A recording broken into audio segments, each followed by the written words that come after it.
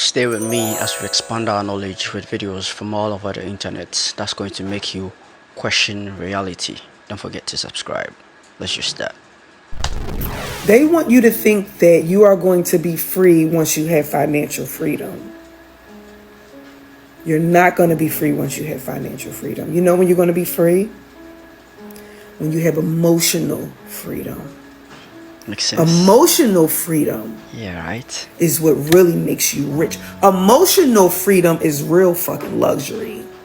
That's real luxury. Yeah, right. I agree.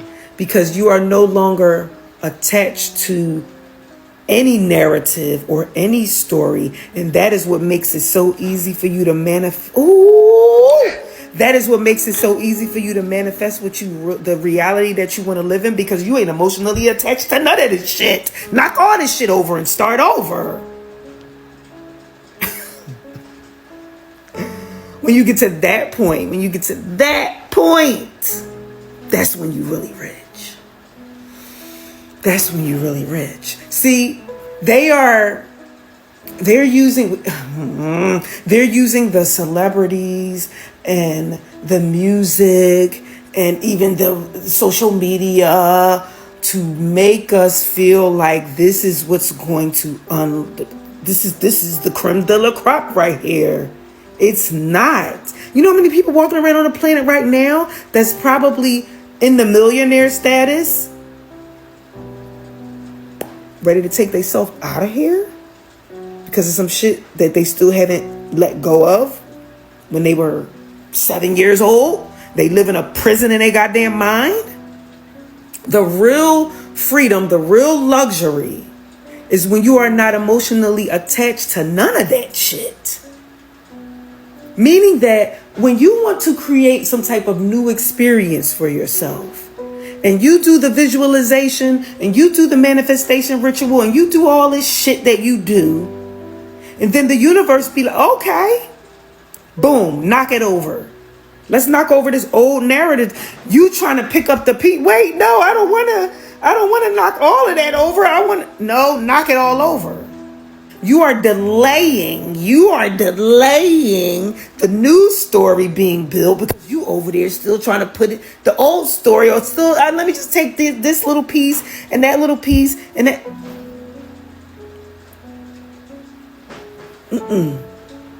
You delay the story because you have created an emotional prison for yourself, meaning that you are emotionally attached to some shit that's why you keep recycling the same narrative, the same story over and over again. But we already know this, right? My point of bringing this up is that the illusion of financial freedom, it's not freedom.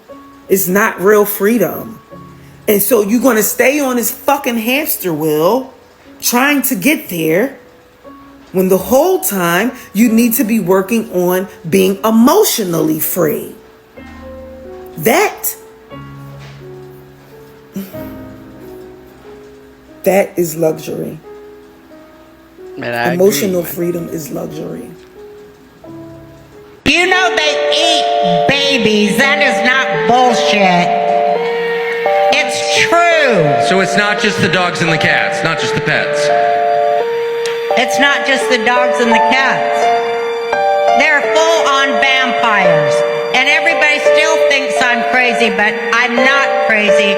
They're full-on vampires. They love the taste of human flesh and they drink human blood. The taste of human flesh and they drink human blood. Can't wake people up that are pretending to be asleep, but I pray to God, please wake up even those who are pretending to be asleep with the irrefutable truth of what the worst people on this planet are really up to. They're really up to that. They're doing it. There are so many victims. There are so many victims. There's... Damn. Uh-oh. You know, that's like light as a feather. Right, but right. There's like that thing in our world to where you'll notice like an empty coffee cup and someone's just like, man, it looks fake, or they pick up a big bag of like $10 million and they just carry it like nothing. Right. So we want some like actual weight in. So these 80s are like actually like 15s. Really? Let me see. Oh shit.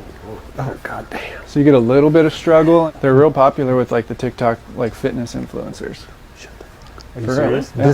Everything's fake. Nothing's real. Everything's fake. Really? So this is what I have at home, to be honest. Oh.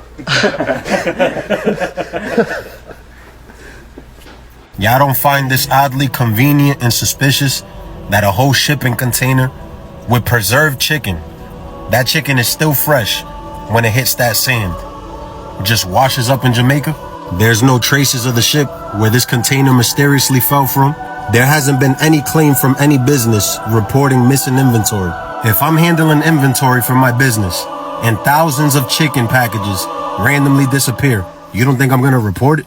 You don't think that shipping container that weighs 1,000 pounds would be further out in the beach?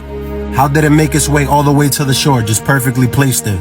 And from me doing some research, I found out that chicken spoils quickly. It doesn't take a long time for chicken to go bad. These chickens don't look rotten to me. They look perfectly preserved. You see when something is too good to be true and they're like setting a stage and everything looks perfect? This is exactly what's going on right here. We cannot be that gullible as a society. There's way too many red flags and there's way too many things that are not adding up with this. I'm still waiting on that business to report their missing inventory, because that's way too much chicken for you to not say nothing and for you to not report it. My people in Jamaica, don't eat this. Don't eat this chicken. Guess who are the biggest slaves to money? It's not the poor. It's not the middle class. It's the filthy rich. The richer you are, the more money makes you its bitch. Because there is no way, unless you inherited it, there is no way that you can accumulate inhuman levels of wealth unless you have completely eroded your value system and prioritize the gaining of money above all else. And that is actually very unnatural. And the more that you make money a priority in your life, the more that you make it your reason for being, it's going to fuel this never-ending hunger within you, and it's actually going to control your soul. And so if you look at it energetically, the people who are the wealthiest people on the planet, the people that, we have been made to think that we want to emulate because they have like nice homes and private jets and all this stuff, right? Those people, if you look at them energetically, if you feel into their energy, they barely even exist in their body, because what exists there, it's like this dark vortex of greed and corruption and thirst for power. So much so that it's really kind of eaten away at their souls. And they have become actual slaves to this dark side of money. And I think one of the biggest delusions that we need to wake up from as a collective of normal people is that we want to become more wealthy. And I understand, like, wealth is good. I'm not saying being poor is good, right? Wealth is good. But here's the thing. We equate wealth and money with power, and it's actually not true. We, all humans, have access to the same receptors for abundance, to the same level of love and support from the universe, to the same level of magic and synchronicities. And I think the biggest trick that the Matrix has played on us, and I've said this before in previous videos, the biggest trick that the Matrix has played on us is that we need money for power, is that we need money for stuff. And don't get me wrong, I'm a capitalist at heart. I studied economics by choice. I don't know why I did that. Because I thought it was a really good study into human behavior, because that's really what economics is. And so here's the thing. I believe in capitalism. I believe that true capitalism is actually people investing in the long-term interest of humanity, of the environment. And that's where capitalism has been corrupted, because right now we're only focused on short-term interests and short-term returns. And that's not how it was meant to be in order to thrive. And so I'm not a money hater. That's all I'm trying to say. Okay. I'm not a money hater, but for people who are still actively like, once I make my 6 figures, once I make my $1 million, then I'm going to be good. That's not it. You have access to all that level of power now. You have whatever you want that you think $1 million is going to buy you. You have access to all of that right now. If you just knew the power of using your emotions and using your thoughts to create your life and to attract your reality and to build the relationships that you want, right? To build the inner validation that you really want. If you started with that, you would realize, oh, money is it can just be a fun tool. And I won't be like these other freaking tools out there who think that money is the penultimate, that money is the reason for life because money buys me power. Sure, it might buy you like some cool things and it might buy you elections and stuff like that, but that doesn't really equal power. You know, it might be at a level of power that you think is cool, but for most people, we have access to so much power within our fingertips, within our energetic system, that goes way beyond money. You literally move invisible forces in the universe and you orchestrate synchronicities to give you opportunities and to bring people to you that money cannot buy. That's how powerful you are. And here we are worshiping people who are actually slaves to money. I don't think so. So what you're looking at here is the aura, and it's not just a Gen Z slang term. I'm Dr. Jason Yuan, and I teach you about the science of energy medicine. And the aura is what science calls the biofield, which is this field of invisible energy and information that influences our health. So think of it like a summary, an invisible magnetic field that is a summary of someone's health. And just like how the earth has its own magnetic field, so does our body and so does different parts of our organs. Now, science and research has shown that energy healing practices like pranic healing, which is where this picture comes from, has been able to help people with physical and mental emotional health issues. So by correcting the energetic imbalances in the aura, it corresponds to the physical body getting better as well. And also when you meet someone new and you just kind of feel their energy and you feel like either they're off or they're maybe someone you want to talk to, you're also tapping into that person's aura. So if you're interested in the science of energy healing, check my links in the bio to learn more. I'm going to need you guys to truly drill this in your head that if you're someone who wants to achieve the big goals that you have this year and you don't know how, it's because you guys are working from where you're at forward to that goal rather than working from that goal backwards. Let me explain because it's going to be a little convoluted. I've already talked about in my last video that the version of you right now cannot take you there.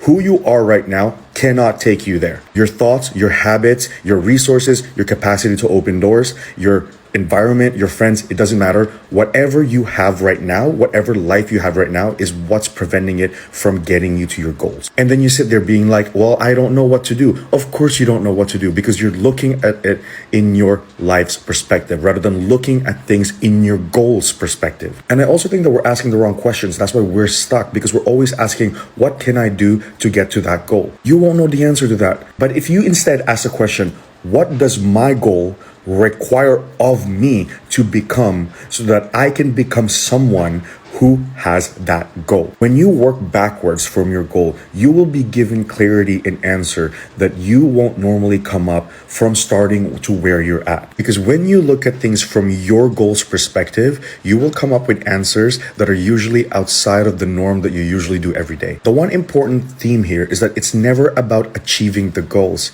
It's about becoming the person who has that goal that you want. And I think that's at the end of the day, rebranding, re-identifying everything that you are so that you can become the person to have those goals. But you will never know who that person is unless you focus on the perspective of the goal. And I'm going to use a very vague example here. Let's say what everyone wants right now, like wealth and richness. And let's say just money in general, like financial security. I need you guys to understand that the reason why you don't have those right now is that maybe you have beliefs and narratives about money that's stopping you from actually acquiring those wealth. And let's just call it your life. And if you focus on your life moving forward, you're never going to get that wealth. You're never going to get that goal. But if you focus on your goal, what does that goal require of you to become so that you can take steps and move forward to getting that money. Maybe it's going to ask you to become more smarter with money. Maybe it's going to ask you to read more books about money, meet a financial advisor to talk about money. And then maybe it's going to start making you question about your line of work, your line of beliefs, whether this is really what you need to be doing to accumulate the money that you want. Your goal is the ones asking the questions, not your current lifestyle. You always have to keep the bigger picture in your head every single day. Because I want to reiterate this so badly, because this is where everyone gets so stuck. It's not about achieving the goals. It's about becoming the person who has those goals. And when you focus on becoming that person from your goals perspective, trust me, sometimes, honestly, most of the time, you will get so much more than what you ask for. Because again, your goal is your perspective from who you are right now, which means that the person you'll become will have a totally different perspective. And it will surprise you. That makes sense. It will surprise you how much more abundance that actually comes to you when you become the person that that goal requires of you to be. There's a bit of an anecdote with this on one of the books that I read a while ago called Stumbling on Happiness by Mr. Dan Gilbert, where he says that when we look at the future, we always look at the future with the lens of the present,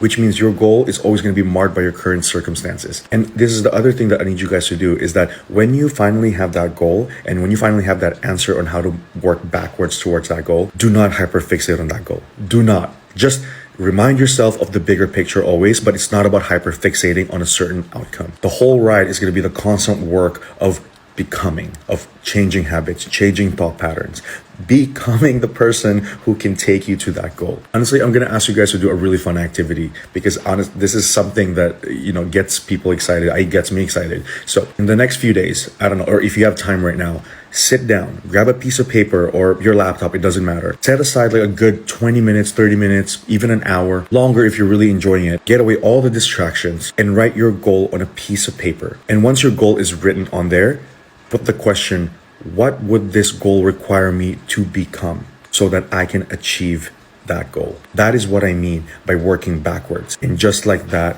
you have so many answers written down on your paper. That's the fun part.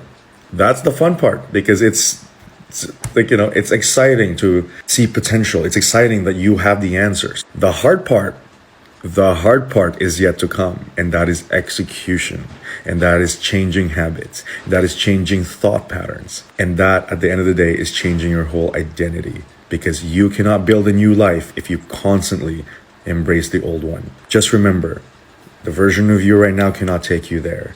What does your goal require of you to get you there? I can make another video about the second part, about the execution and habits. I've talked about that in the past, but for now, I want you guys to just start working backwards. Start working backwards from your goal, not from where you're at, and see how that kind of spice and change things up. Anyways, love you all. Mwah. What one has to understand is that from the day the Constitution was adopted right up to today, the folks who profit from privately owned central banks, as Madison called them, the money changers, have fought a running battle for control over who gets to print America's money. Why is who prints the money so important? Think of money as just another commodity. If you have a monopoly on a commodity that everyone needs, everyone wants, and nobody has enough of, there are lots of ways to make a profit, and also exert tremendous political influence. That's what this battle is all about.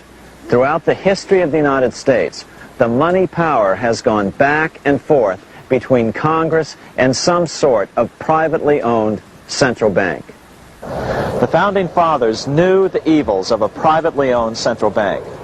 First of all, they had seen how the privately owned British central bank, the Bank of England, had run up the British national debt to such an extent that Parliament had been forced to place unfair taxes on the American colonies. In fact, as we'll see later, Ben Franklin claimed that this was the real cause of the American Revolution. Most of the Founding Fathers realized the potential dangers of banking and feared bankers' accumulation of wealth and power. Jefferson put it this way: I sincerely believe that banking institutions are more dangerous to our liberties than standing armies. The issuing power should be taken from the banks and restored to the people to whom it properly belongs. That succinct statement of Jefferson is, in fact, the solution to all our economic problems today. It bears repeating. The issuing power should be taken from the banks and restored to the people to whom it properly belongs. James Madison, the main author of the Constitution, agreed. Interestingly, he called those behind the central bank scheme money changers. Madison strongly criticized their actions. History records that the money changers have used every form of abuse, intrigue, deceit, and violent means possible to maintain their control over governments by controlling money and its issuance. The battle over who gets to issue our money has been the pivotal issue throughout the history of the United States. Wars are fought over it, depressions are caused to acquire it. Yet after World War I, this battle was rarely mentioned in newspapers or history books. Why? By World War I, the money changers, with their dominant wealth, had seized control of most of the nation's press. Throughout U.S. history, this battle over who gets the power to issue our money has raged. In fact, it's changed hands back and forth 8 times since 1764. Yet this fact has virtually vanished from public view for over 3 generations behind a smokescreen emitted by Fed cheerleaders in the media. Until we stop talking about deficits and government spending and start talking about who controls how much money we have, it's all just a big shell game, a complete and utter deception. It won't matter if you pass an ironclad amendment to the Constitution mandating a balanced budget. Our situation is only going to get worse until we root out the cause at its source. Justin Bieber was born March 1st, 1994 at 12:56 a.m. on a Tuesday. If you eat a polar bear's liver, you die of a vitamin A overdose. You can fit the entire solar system with the planets like aligned next to each other between the Earth and the Moon. A pint of Guinness has fewer calories in than a pint of orange juice, which makes Guinness better for you than orange juice. The Mona Lisa has no eyebrows. I need a poo-poo! I'm 3 weeks pregnant. I'm tolerant. There is a fruit known as a winter banana, which is actually an apple. One weird fact. Guinea pigs actually have more bones in their body than humans do. Did you know lions, their tongue are really, really sharp? It can lick the flesh of animals. My wife is Australian, and she told me that Australia is wider than the moon. I was amazed. I checked it out, but it's true. I hosted a party. One of my boys got so blackout drunk, he got balls, woke up, and went back to sleep. Cut down on the amount of sex you having. So the more sex you having, the more anger you gonna have and turmoil with your mate. That's for sure. You want to get in the fights, you add that, especially at this period, at this particular period, the more sex you having, the more you gonna want to kill somebody. Oh, really? You see what I'm saying? So I just want to put that in this particular period is actually happening. You know, you see, you want to do any kind of thing to avoid some stuff. You see, because if things go on and things get personal, they get devastating if you're having sex with that person. You see what I'm saying? On a daily basis. You see what I'm saying? Then you're gonna be in some big trouble and stuff like that. You know, there's a lot of things a lot of women say. Well, you know, I can be your friend, but now if we start having sex, I'm gonna kill your ass if you fuck up with me. Right. You see what I'm saying? Women are the first to know that stuff. You know. You see, you know. Now we'll be cool as long as we ain't ruffling the sheets. But if we start doing that, you better come correct. I'm gonna cut your goddamn head off. So you know, you see, you know, like that. No, I've had some say, okay, now don't go down this path. You see what I'm saying? And I went down that damn path and shit and shoot. Went down that path and all shoot. And man, shoot, it was almost life or death situation. Breaking news right now, guys. Allegedly, Melania Trump has been accidentally arrested by ICE. This comes after multiple accusations of ICE wrongfully deporting U.S. citizens who are here legally. Allegedly, Melania and Barron had gone to pick out new flowers to plant at the White House garden. When they were doing this, they somehow got separated from their security detail, and Melania was stopped by ICE. Allegedly, ICE asked Melania for her documentation, and because she is the First Lady, she allegedly did not have any documentation on her. Allegedly, ICE put her in handcuffs and put her in the back of a blacked out SUV with no marked tags. Allegedly, her Secret Service agents came running to try and help her, and ICE intervened. Allegedly, ICE told the Secret Service that if they intervened, they could also be arrested. Allegedly, Melania was threatened with being sent to El Salvador, but luckily, Donald Trump answered the phone when he was at his golf tournament. When he found out that Melania had allegedly been arrested, he said this has to be some kind of joke. Donald Trump then said that Melania would have to wait in the ICE detention center until his tournament was finished. He refused, allegedly, to end his tournament early and go fix the situation with Melania being arrested by ICE. Do you know why China will never go to war? You probably heard this book called Art of War. Yeah, right. It's by a famous writer in ancient China. And if you went to fancy business schools in US or around the world, like Ivy League and all that, they probably make you read that book. In fact, many strategy or classes are completely based on this book. But if you really understand the book and you read it, one of the most important aspects, and they have this right in the beginning, the supreme way for understanding war and winning every single war is to never have a war in the beginning. That's the only time you're guaranteed to win. So the entire Chinese philosophy behind trade, business, military is to not have a war. And that's their whole goal. Now you know. Make America great again is no longer a thing, but make Israel great again is very alive and well. That's the truth, and if you can't see the truth, it's because you don't want to see the truth, because it's pretty obvious. I'm not a genius, I'm not a rocket scientist, but if you look at what the fuck is happening, you can see it, right? In just a few months, our president of no new wars and of peace, which I advocated for him, by the way, because I thought that's what he was for, has started bombing the hell out of the Middle East. Who does that benefit? Americans? No, not at all. Who does it benefit? Israel? Allies, so yeah, actually it does.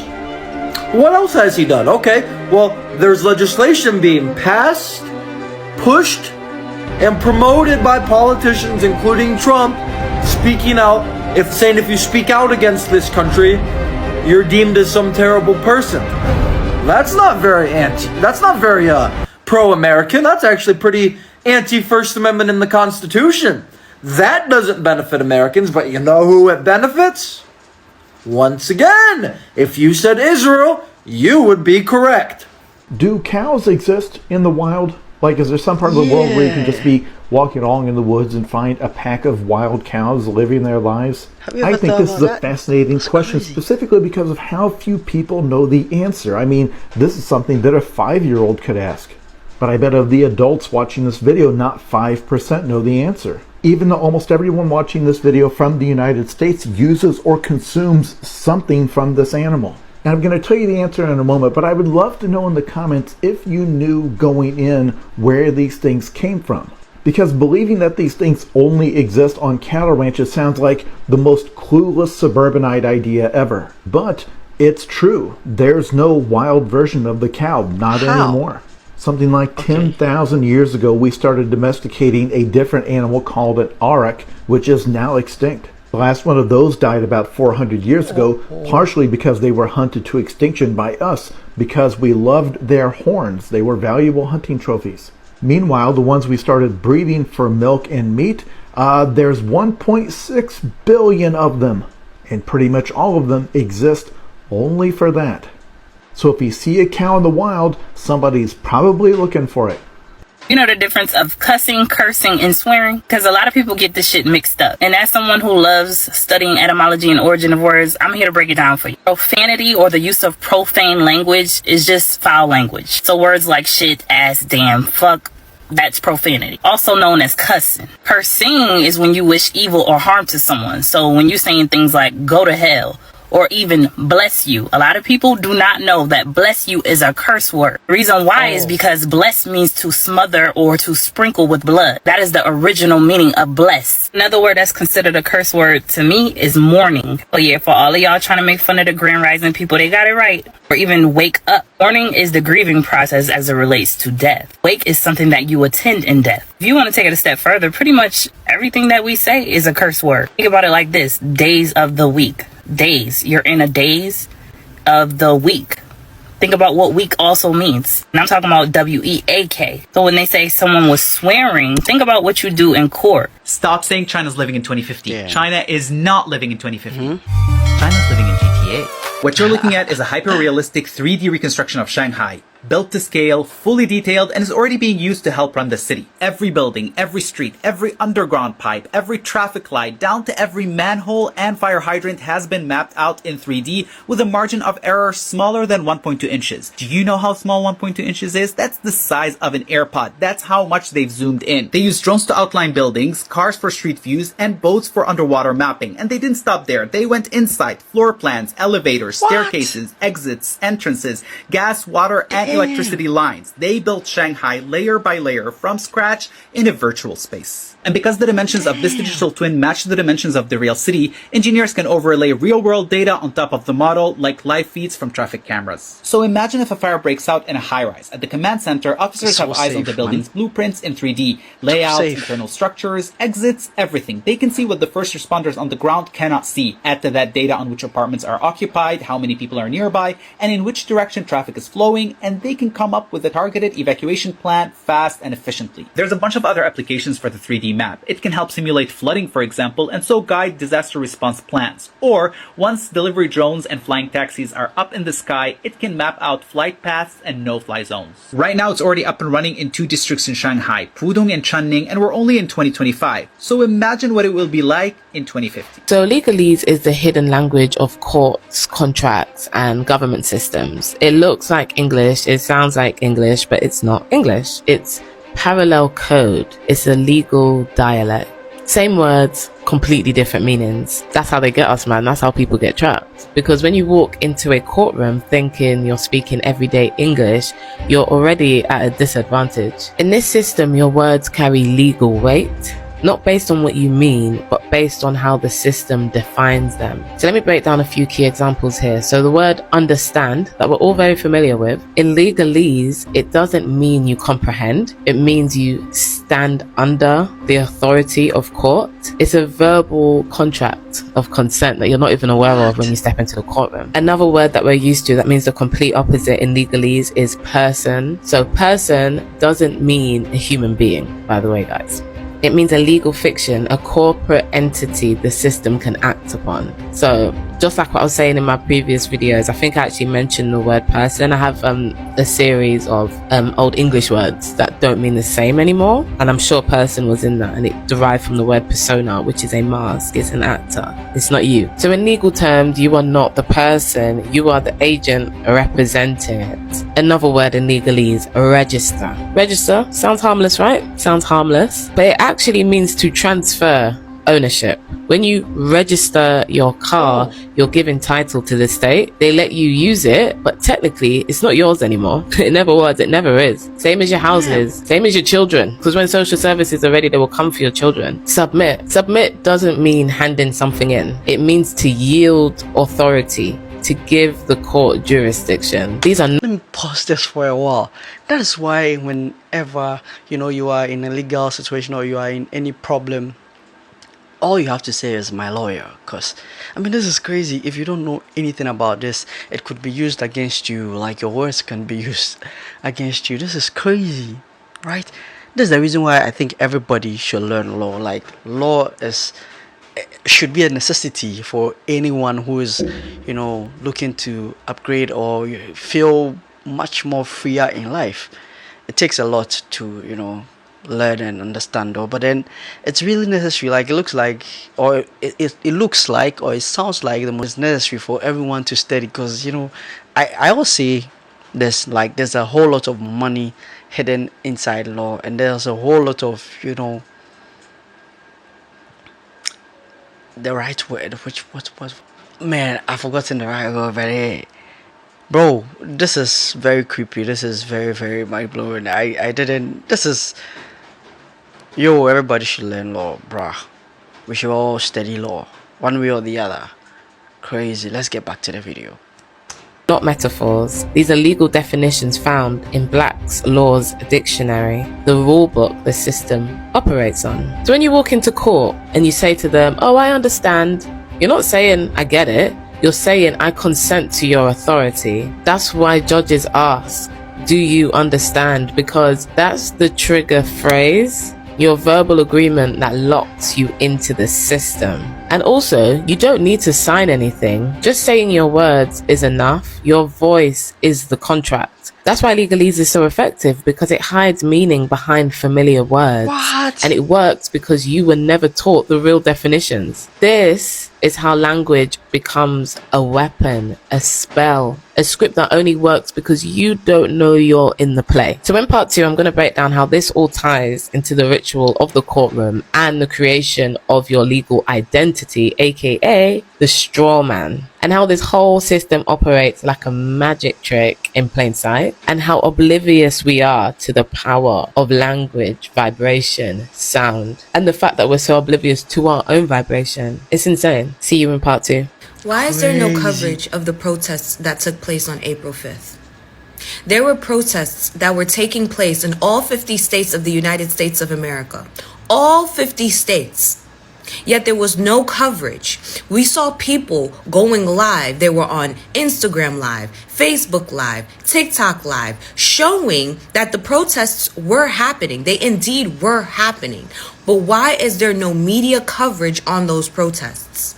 In the lives that I was seeing, that I was streaming, I saw that there were a lot of people out there. And surprise, surprise, there were a lot of white people and a lot of vets, right?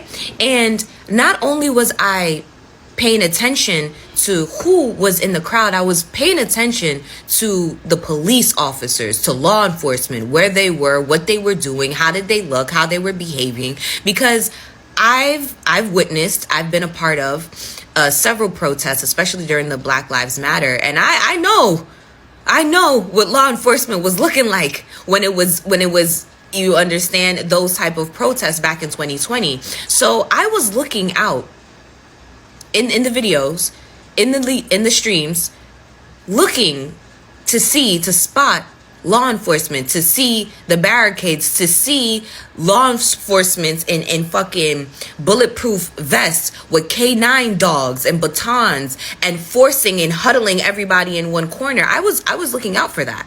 But I didn't see it. I didn't see any of it. I didn't see any of the treatment that would have been out there, that we would have seen had a lot of Black people been out there protesting alongside those white people and those veterans. And that leads me into my next point. The reason why there was no media coverage showing all of these protests that were happening simultaneously in all 50 states was because it would have to showcase that it was all white people, old people, veterans that were fighting, literally saying that Trump is ruining this country. See, they're not going to listen to me and you, Black, brown, you understand, when we say that Trump is literally ruining this country. This administration is going to ruin this country. But if they see Mima and Papa, you understand, they see their grandma, they see their veterans, their vets, their uncles, grandfathers, whoever, out there literally saying, I am a recovered MAGA supporter. Please do not support MAGA. If they were to see that in all 50 states, white people would have to think more. They would have to think more and open up their minds and get woke, the very thing that they don't want them to do. But y'all do know for a fact that if it was Black people that was out there alongside with them, that's the crazy thing about it. Even if they were there, like some of them were there as allies during the Black Lives Matter protests, even if they were there, as soon as we were alongside them, best believe best believe law enforcement would have been out there in full force. They would have been out there in full force. And best believe sometime during this week, we would have gotten some announcement of martial law being enacted. I just wanted to put that out there. So for all the people who is like, why weren't black people protesting? It was out of safety. And it's because we knew if we wasn't there, that it would actually be a peaceful protest. And it's not even to say that they were peaceful. If you were listening to some of the shit that these people were saying, they was rowdy, okay? But they still was met with respect. The type of respect that black people would have never been given. We've never been given that opportunity. We've never been given that privilege. And this is why we as black people have to figure out another way to boycott and another way to protest. Because going out there in the streets is literally a death wish.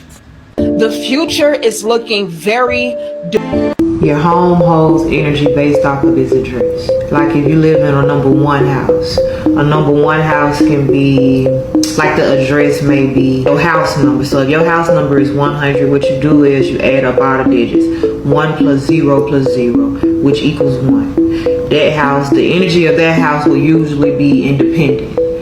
Like a number 2 house will be unity, balance. A number 3 house will be creation. Like a lot of people do nails, hair, they write. The number 3 house, like the address could be, let's say 3009. You add 3 plus 0 plus 0 plus 9, which adds up to be 12. And then you will break that 12 down to 1 plus 2, which equals 3. And 3 represents creativity. I stay in number 3 house. I write. I write, I film, I produce, I do it all. I'm a creator. So it works for my energy. A number 4 house is usually a house of discipline. It's a lot of hard work, energy inside of a number 4 house. A number 5 house. Sometimes a number 5 house can be a lot of change. A lot of change. And like you may go through a lot of changes living in a number 5 house. Could be chaotic sometimes if you're not open to change.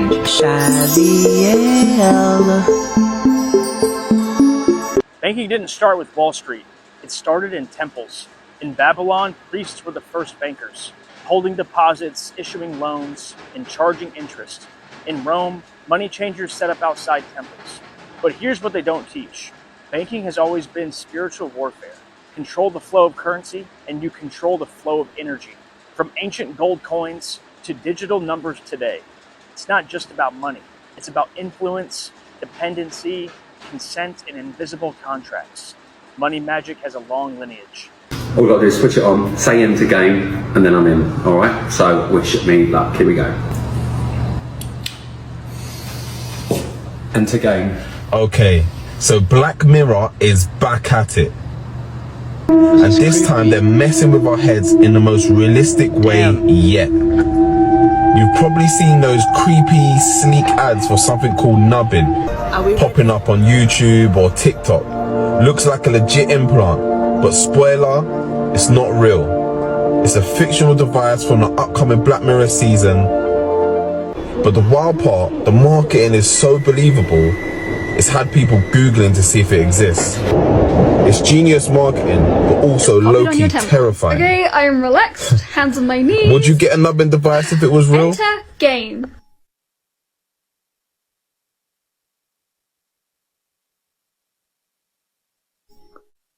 Whoa. What? That was weird. That was really weird. Everyone keeps asking, is Trump going to make it to April 12th? But that's the wrong question, because this was never about death. It's about rituals. And ritual always begins with a mirror. Manly P. Hall, the master of mysteries, told us the truth. America was built as a ritual stage, a philosophical empire modeled after ancient Egypt. The Great Seal proves it. The unfinished pyramid, the eye, the spell cast on every dollar bill. Annuit coeptis, he has blessed our undertaking.